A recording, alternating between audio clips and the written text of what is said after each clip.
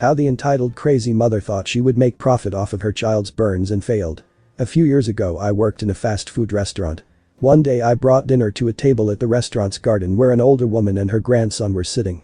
I had a short conversation with a woman about their order, and while we talked, the kid who was around 4 or 5 reached for a cup where hot water was. He poured it all on himself and started crying and screaming. I went inside to get some towels. I didn't know it was the cup with hot water. I thought he took his drink, which was iced tea. When I got back, the child's mother was also there, trying to take off his son's clothes and screaming that she demanded compensation. She didn't even know what exactly happened. Her child was screaming in pain, and she could only think of money she could get because of the situation. I was panicking and went back inside to tell the manager about the situation and to tell her to call an ambulance. She did.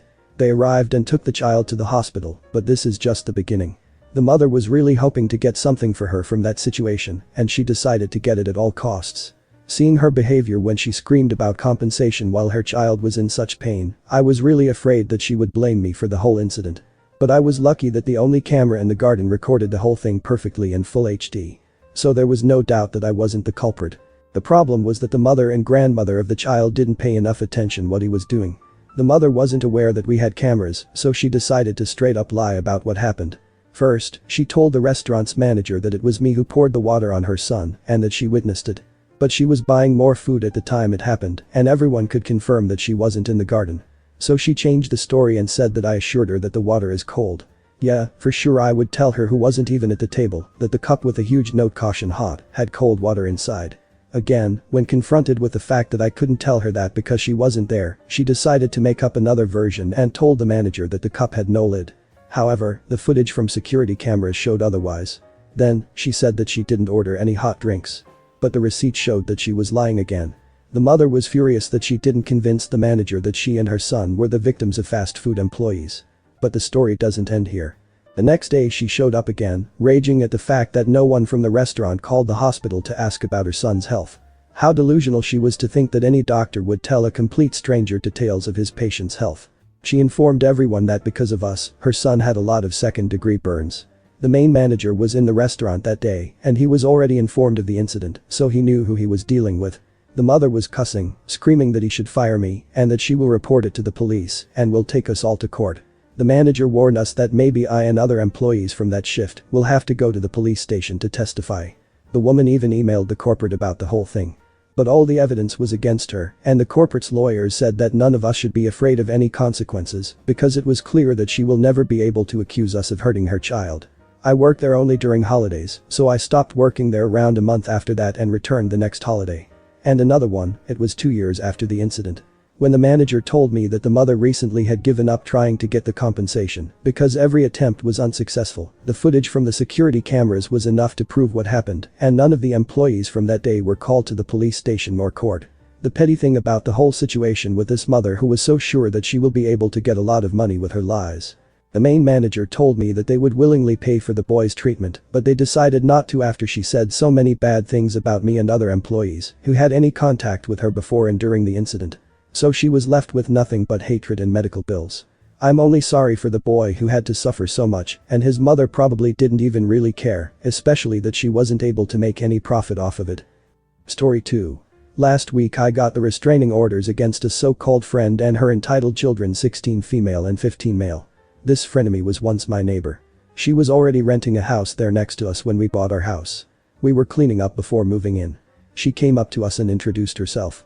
After a few pleasantries, she pointed towards our back of our house and said the other owners said we could have all the firewood they left behind and when can we come get it. Hold on, the owners gave it to us as they were moving several states away. I told her no, we were told it's ours. She said, but she needs it. I was miffed, but I called the other owner Jerry with whom we had become friends with. He said no way he said that. She then told me that Jerry and his wife be used to let her come swimming anytime she wanted to as they were always traveling. Well, it was J and B who did that, but I don't think we would like that. Later Jerry said no, we never allowed that. Gates were there for a reason plus security cameras for a reason. Her thirdest glance was if they can have the rolled carpet and the large armor that she said they left behind. I told her what are you talking about because the movers just said it there and it was ours. There were no furniture left behind. She sensed we were annoyed and slithered away. Didn't see much of her as we settled in, but we did hear her loud booming voice a lot. always screaming at her kids that she only got to have every other weekend and holidays. We connected a bit here and there. Her kids are really badly behaved and people just don't like them. I have a bleeding heart and tried to help in every way when I found out their finances. Over time I bought the kids school clothes and fed them occasionally and gave them groceries. But the friend didn't look for a job when she got the kids more and more. They would knock on our doors asking for everything and very shamelessly. It was awesome when they moved, but they still would come over without notice and it was like they never left. Her two older kids have humongous appetites and they will grab things out of your plates or they would eat and then ask you if you are going to finish by pointing their fingers towards the plate. I set some boundaries to not come over and it did work. Till we saw them at a park on Easter egg hunt. The Sunday asked me to give him some tea that I had gotten from Dunkin'. I said no, they already don't give much and I wanted it, but when I put the cup down to tend to my little girl, he grabbed it and drank from it. Pee me off. We left but again I told them this friendship is over. Part 2. They ignored that part and called to ask if they could move in with us. The Sunday thought he was slick and smooth. I told them no way am I letting them move in with us and not to ask again. Reminded them that this friendship is over and please leave us alone and that the mother should have been the one asking and not her snotty son. 2 months ago it was my birthday and my sister and her family were here. We went to our favorite Mexican restaurant. There was 8 of us. Then I hear a voice I never wanted to hear. It was them saying hi and then they asked if they can join us. My husband told them we have more people coming and it's a family event. They went to their own table and they stared at us. My sister gave me a nice high-end handbag. The son walks over and asks what Gucci was, took a while to register that he was trying to say Gucci.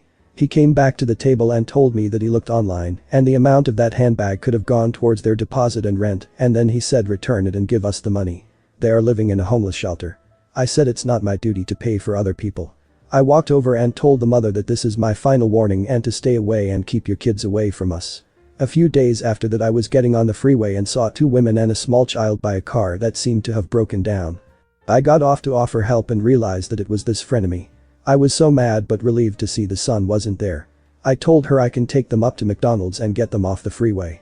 She said let me wake D up. Darn. He was sleeping in the backseat. Didn't see him. But I asked that he sit next to me so I can keep an eye on him. He would have destroyed whatever he could in the back. Then he says can you buy me 2 meals from McDonald's? I said I am not buying anything for them because I can't afford it. He got mad and pointed to my purse and said is that another new handbag? That's when all rage broke loose. I told them to get out of my vehicle after I told him off along with his mother. I still hadn't merged into the freeway. I didn't know that highway patrol had pulled up behind us. I said good because he can help you. That's when I felt an excruciating pain in the back of my forearm. The mother had grabbed my arm to ask me to pretend I was driving their car. She said I will take yours. She broke skin on my arm and left a huge bruise on my arm. The officer walked up and I told him I want them out of my car and showed him my arm. He told them to get out after I told him what had happened. She was arrested for not having a license and she blew the sobriety test. So I filed a restraining orders for them to keep their distance from me. The judge saw the pics of my arm and issued the motion. Apparently she and her 2 older kids were calling me some very unsavory names to a couple of friends we have in common. It didn't bother me at all because name calling is childish, plus they're relevant anymore. I tried. They have always used foul language. I did however thought it would be hilarious to be petty and want them to be served with a cease and desist order. I guess she forgot that these people she was talking to are my friends first and foremost. They defended me. Fortunately my kids are in a different school district. It's still going to cause me someone to do anxiety.